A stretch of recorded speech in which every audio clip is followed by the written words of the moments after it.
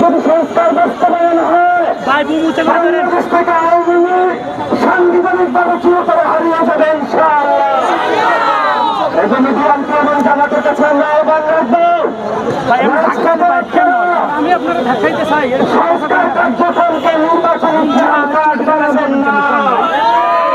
তবে যারা সংস্কারের পক্ষে তাদের সাথে আমাদের সমর্থন থাকবে, এই শর্ত যে সেই সংস্কারের সমাবেশ, সেই সংস্কারের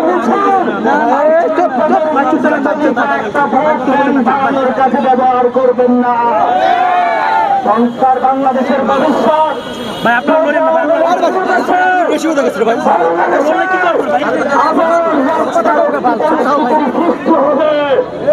আমাদের 2022 শহীদ হয়েছে, আমরা বাংলাদেশ আর কোন লাশ চাই না, আমরা বাংলাদেশ আর কোন মা বোনের ধর্ষণ চাই না।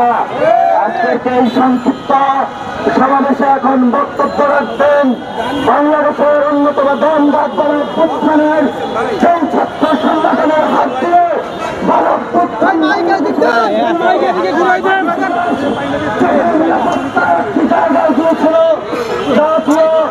ছাত্র শক্তি সম্মানিত সদস্য সচিব